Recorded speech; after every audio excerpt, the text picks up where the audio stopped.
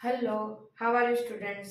चलो आज हम करते हैं प्रैक्टिकल। तो आज का हमारा जो लेक्चर है वो प्रैक्टिकल के एग्जाम के ऊपर है।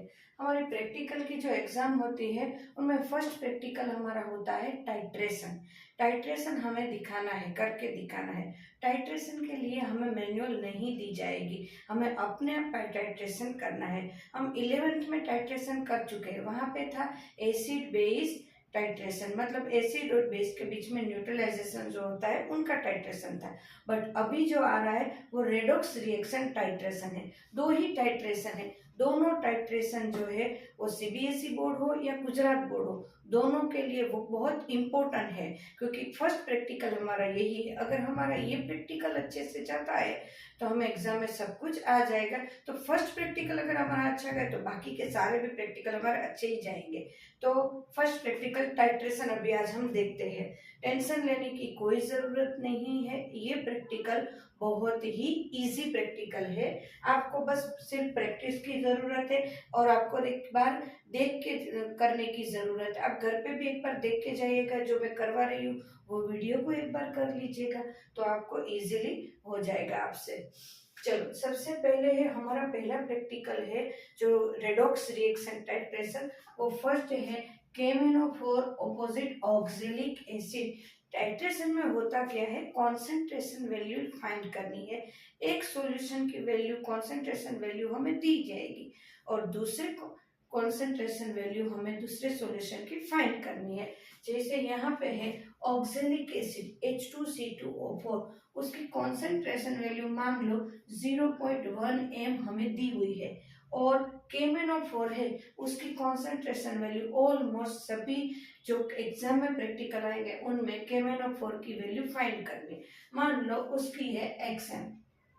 तो जब भी आपको पहले एम लिखने के लिए बोले तो आपको पेपर में एम लिख लेना है।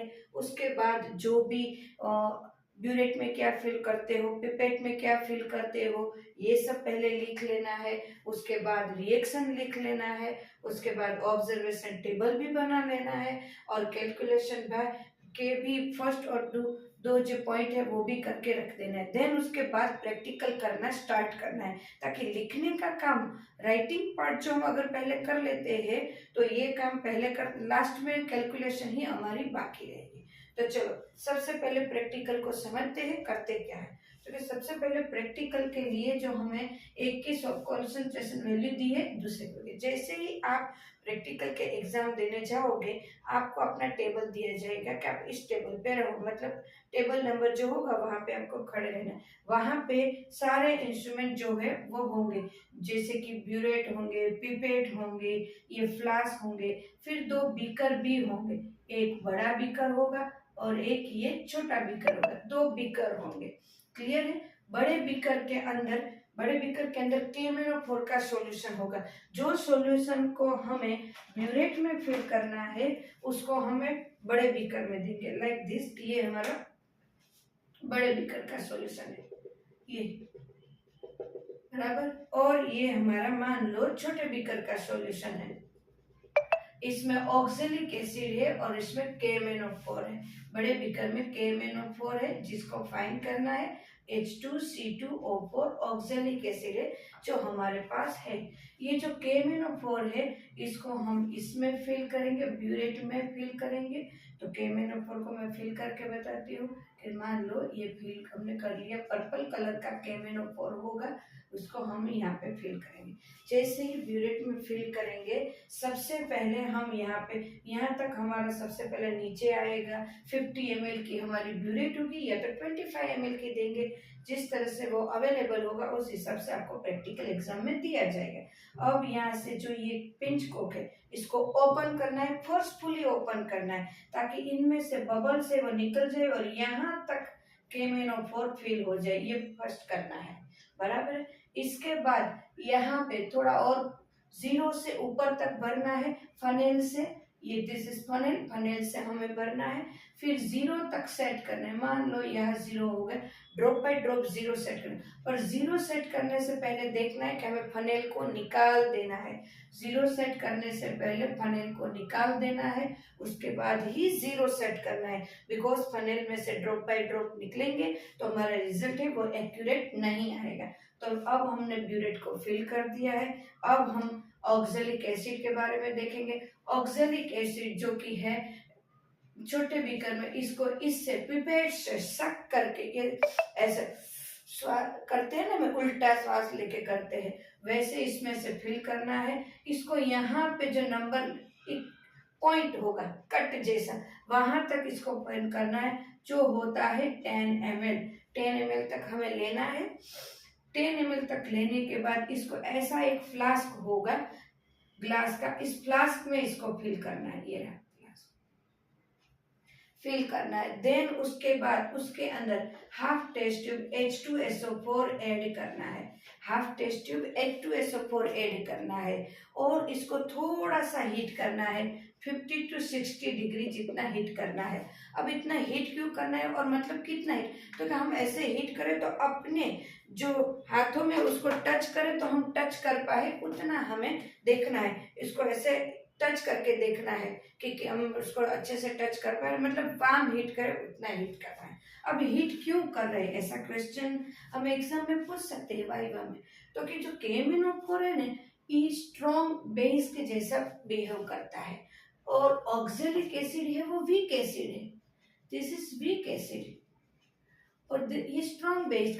तो अभी ये वीक एसिड है और ये स्ट्रॉन्ग बेस जैसे बिहेव करता है, तो दोनों के बीच में अगर रिएक्शन हो रही है, रेडॉक्स रिएक्शन हो रही है, तो वो इजीली नहीं हो पा रही है। इसीलिए H2SO4 इसमें ऐड करके इसको थोड़ा सा स्ट्रॉन्ग बनाते हैं और हीट करके उसको थोड़ा सा हम स्ट्रॉन्ग जैसे बताए, ताकि ये जल्दी से रिएक्शन कर पाए। अब इनमें ड्रॉप बाय ड्रॉप हम KMnO4 ऐड करेंगे। KMnO4 drop by drop add करेंगे। कब तक ऐड करेंगे, जब तक कि हमारा नीचे का जो ये फ्लास्क का सॉल्यूशन है ये पिंक कलर का ना हो जाए, लाइट पिंक कलर।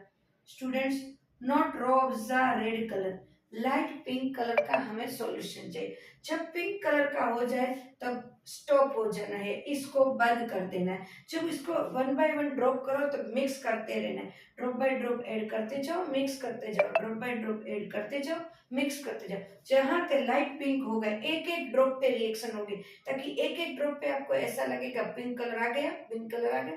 बट जैसे स्टेबल पिंक कलर आ जाए और पूरे सॉल्यूशन में आ जाए तब स्टॉप हो जाना है। तो यहाँ पे हम स्टॉप हो गए। मान लो ये हमारा मेरा रीडिंग आया 8.1, मतलब मैं 8.1 यहाँ ऊपर 0 था, 0 से 8.1 तक मैं रुकी पहुंची, तब तक मेरा ये पिंक कलर हो गया। तो अब हम चलते हैं कैलकुलेशन की तरफ, बराबर। देन उसके बाद हम रिएक्शन को भी देखेंगे।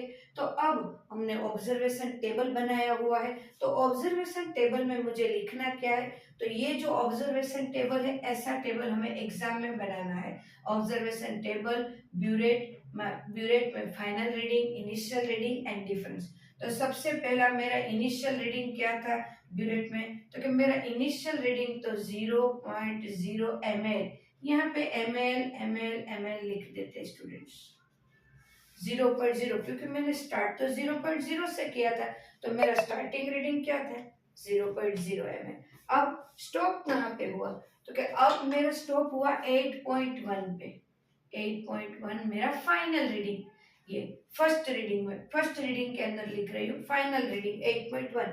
अब देखना ये है कि यहाँ पे एक पाइलोट रीडिंग पूछेंगे। What is pilot reading, pilot कहाँ पे होता है, तो कि पाइलोट सबसे आगे होता है। मतलब पाइलोट रीडिंग है वो मेरा फर्स्ट रीडिंग आया होता है ना 8.1, उसको लिखूंगी, देन एरो करके उसके अंदर लिखूंगी 9.10 ml। इसका मतलब मेरा जो रीडिंग है वो 9.0 से आगे नहीं जाएगा। मेरा जो फर्स्ट रीडिंग होता है उसके बाद का जो राउंड फिगर होती है, दिस इज पाइलोट रीडिंग। तो अब मेरे पाइलोट रीडिंग है वो 9.0 है, मतलब मेरे कोई भी रीडिंग 9 से आगे नहीं जाएगा। क्लियर, तो मेरा फर्स्ट रीडिंग आ गया। अब मैं दोनों के बीच का डिफरेंस मीन्स माइनस, तो क्या होगा 8.1 में से 0.0 जाएंगे, क्या होगा 8.1। क्लियर है स्टूडेंट्स? तो मेरा फर्स्ट रीडिंग आ गया। अब क्या किया, इसको मैंने ये सॉल्यूशन को जाने दिया, इसको अच्छे से वॉश करा, फिर से मैंने 10 ml इसमें से लिया, फिर से 10 ml को शक करा, फिर से इसमें 10 ml लिया, फिर से H2SO4 ऐड किया, फिर से उसको हीट किया, फिर से इसके सामने मैंने फिर से टाइट्रेट किया, जिसको कहते हैं टाइट्रेट करना, फिर से टाइट्रेट किया। तो मेरा अब इनिशियल रीडिंग क्या था, अब जब मैंने स्टार्ट किया तो मेरा इनिशियल, तो कि यहाँ पे जो रुका था वहां पे था 8.1 मेरा इनिशियल रीडिंग था। अब जब स्टूडेंट्स फर्स्ट रीडिंग हमारा आ गया, सर को भी हमने दिखा दिया, फर्स्ट रीडिंग करके सर को दिखा देना है कि हमारा फर्स्ट रीडिंग ये आया है। सर ने बोला सही है, आप आगे बढ़ो, इसका मतलब मेरा रीडिंग ऑलमोस्ट सही था। तो अब मुझे मेंटली प्रिपेयर रहना है कि फर्स्ट 8 पे आया है तो दूसरा 16 के आसपास आएगा। 8 में 8 + 8 16। मान लो मेरा सेकंड रीडिंग आया, यहाँ पे फिर से मैंने सब कुछ करा, फिर से लाइट पिंक कलर आया, तब तक मैं स्टॉप हो गई। अब फिर से मेरा रीडिंग आया, वो मेरा आया 16.3। स्टूडेंट समझ में आ रहा है? इनिशियल रीडिंग 8.1 ml, क्योंकि वो फर्स्ट का जो लास्ट था वो सेकंड का इनिशियल होता है, और सेकंड टाइम प्रैक्टिकल करने के बाद मेरा हुआ 16.3। 16.3 हुआ, तो यहाँ मेरा डिफरेंस क्या है, 16.3 में से 8.1 मतलब 8.2। ये मेरा सेकंड रीडिंग आया। अब दो रीडिंग आ गए। देन उसके बाद फिर से मैंने ये फ्लास्क को लिया पिंक कलर वाला, उसका सॉल्यूशन फिर से जाने दिया, और फिर से इसमें 10 ml लिया, 10 ml लेके इसमें फ्लास्क में लिया, फिर से half test tube H2SO4 add किया, या तो हीट किया, और हीट किया, इसको हीट करने के बाद फिर इसको टाइट्रेट किया। जब इसको फिर से टाइट्रेट करते हैं तो मेरा थर्ड रीडिंग का स्टार्टिंग क्या होगा, तो फिर सेकंड का फाइनल क्या था 16.3। अब मेरा रीडिंग क्या होना चाहिए, मेंटली हमें प्रिपेयर रहना है। मैं ये नहीं बोल रही हूँ कि फर्स्ट टाइम 8.1 तो सेकंड टाइम 8.1 या 2 आ सकते थे, पर बहुत गैप नहीं रहना चाहिए, इतनी ज्यादा एरर होगी। अगर 0.2 से ज्यादा एरर होती है तो 0.1 मार्क्स कट होना, 1 मार्क्स कट होना स्टार्ट हो जाता है। जब 0.2 3 का गैप स्टार्ट होता है हमारे जो रीडिंग में एरर आती है, तो 1 मार्क्स कट होना स्टार्ट हो जाता है। तो यहाँ पे ध्यान रखना है। तो 16.3 मेरा इनिशियल था। मान लो अब मेरा आया 24.4, मेरा आया रीडिंग 8.1। 24.4 में से 16.3 माइनस हुआ तो आया मेरा 8.1 रीडिंग। तो अब मेरे तीनों के तीनों रीडिंग आ गए, 3 रीडिंग्स मेरे आ गए। नाउ अब मेरा प्रैक्टिकल कंप्लीट करते हैं, तो मैंने इसको भी वॉश करके, खाली करके वॉश कर देना है, इसको भी वॉश कर देना है, सॉल्यूशन को थोड़ा पीछे रख देना है, हम जहाँ पे लिख करते हैं प्रैक्टिकल वहाँ पे, क्योंकि अब लिखना स्टार्ट हो रहा है इसलिए। अब मेरा एवरेज क्या होगा, तो कि 8.1 2 टाइम्स सेम आया रीडिंग, तो मैं वही ले लूंगी 8.1 रीडिंग जो मेरा सेम आया। क्लियर एकदम से स्टूडेंट्स? अब यहाँ तक हमें समझ में आ गया। अब एक बार कैलकुलेशन करने से पहले हम रिएक्शन की तरफ जाते हैं कि रिएक्शन हुआ क्या है। एक एक पॉइंट पे हमें पर्पल कलर में से पिंक कलर हो रहा है, पर हुआ क्या है रिएक्शन वो भी देख लेते हैं। अब और एक बात और भी देख लेते हैं कि यहाँ पे जो है H2SO4, कभी कभी कोई स्कूल में वीक H2SO4 ऐड करने की जगह वो बोलेंगे स्ट्रॉन्ग H2SO4 ऐड करो। अगर यहाँ पे स्ट्रॉन्ग H2SO4 ऐड करने के लिए बोले तो उसको हीट करने की जरूरत नहीं होती, बिकॉज स्ट्रॉन्ग H2SO4 ऐड करते हैं तो वो अपने आप ही गर्म हो जाता है। क्लियर? अब एक बात और, यहाँ पे जब हम ब्यूरेट में ये सॉल्यूशन फिल करते हैं KMnO4, तो इसको जब 0 सेट करते हैं तो ये हमें कहाँ तक देखना है, जो 0 है वहां पे हमारा सॉल्यूशन भरा हुआ है, तो सॉल्यूशन की अपर लाइन देखनी है। ऐसी लाइन होगी, ऐसी ऊपर और नीचे की हमें अपर लाइन देखनी, क्योंकि जो मीन्स कहते हैं उसको, तो ये जो अपर लाइन देखनी है, और जो कलरलेस सॉल्यूशन है उसमें लोअर लाइन देखनी होती है। क्लियर। तो ये हमारा था। अब देखो कैलकुलेशन में आगे जाने से पहले हम थोड़ा रिएक्शन देख ले कि रिएक्शन होता क्या है। तो रिएक्शन में हमने क्या लिया था, KMnO4 लिया, H2SO4 के साथ रिएक्शन किया, K2SO4 और MnSO4 बना जो पहले सॉल्यूशन था, और H2SO4 H2O रिलीज हुआ और ऑक्सीजन रिलीज हुआ।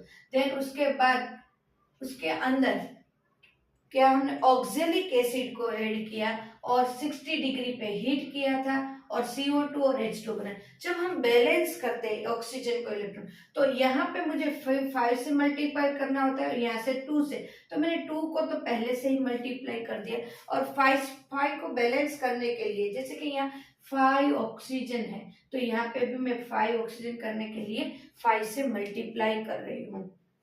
रिएक्शन एग्जाम में हो सके तो दोनों रिएक्शन लिखो तो अच्छी बात है। अगर दोनों याद नहीं रहते हैं आप, तो एक को तो फुल रिएक्शन को लिखना ही पड़ेगा। अगर लिख रहे हो तो पूरे मार्क्स मिलेंगे, अगर नहीं लिख पा रहे हो एक रिएक्शन तो शायद से कोई एक मार्क्स या हाफ मार्क्स कट कर सकते हैं। अब जो रिएक्शन को हाफ रिएक्शन, क्योंकि दिस इज रेडॉक्स रिएक्शन, और रेडॉक्स रिएक्शन में अगर हम हाफ रिएक्शन लिखे तो अच्छी बात है। फुल रिएक्शन नहीं लिख पा रहे हो तो हाफ रिएक्शन ले लें, पर मेरे ख्याल से इतना हार्ड नहीं है कि आप नहीं लिख पाओ, आप लिख पाओगे। तो ये है MnO4, वो 5 इलेक्ट्रॉन को एक्सेप्ट करता है और H प्लस Mn+2 बनाता है और 4H2O रिलीज करता है। नाउ C2O4 वो 2 इलेक्ट्रॉन को रिलीज करते हैं और 2 CO2 ये बनाते हैं। ये मैंने सिर्फ कार्बन को 2 करके बैलेंस किया है, हाइड्रोजन को बैलेंस करके मैंने लिखा है, बट यहाँ पे इलेक्ट्रॉन को बैलेंस करते हैं, इसको 2 से और इसको 2 इलेक्ट्रॉन है और ये 5 इलेक्ट्रॉन है, तो इसको 5 से मल्टीप्लाई कर देते हैं ताकि रिएक्शन में बैलेंस हो जाए। तो पूरी रिएक्शन अगर कैलकुलेशन करें तो 2 KMnO4 इसको 2 से मल्टीप्लाई करा ये रहा और इसको 5 से करा, क्योंकि यहाँ पे 2 इलेक्ट्रॉन रिलीज हो रहे हैं, यहाँ पे 5 इलेक्ट्रॉन, तो दोनों को क्रॉस मल्टीप्लाई करते हैं तो रिएक्शन बैलेंस हो जाएगी। हमने रिएक्शन 11th स्टैंडर्ड में हमने रेडॉक्स रिएक्शन में बैलेंस करना सीखा है, इसलिए हमें थोड़ा बहुत याद है बराबर। 2 MnO4 5 C2, इसको 5 से पूरी तो 5 C2O4 16H plus and 2 Mn, इसको 2 से मतलब 2 Mn plus 2 10 CO2 and 8 H2O बराबर। ये हमारा फुल रिएक्शन है। दोनों में से एक रिएक्शन लिखोगे चलेगा, बट रिएक्शन लिखना है, बिकॉज हम जो रिएक्शन कर रहे हैं, जो प्रैक्टिकल कर रहे हैं, उसके बारे में हमें थोड़ा बहुत तो पता होना चाहिए, ताकि हमें वाइवा में कुछ पूछे तो पता होना चाहिए। क्लियर है। इलेक्ट्रॉन किसको किससे बैलेंस किया हमें याद है, किसको 2 से मल्टीप्लाई किया, किसको 5 से मल्टीप्लाई किया।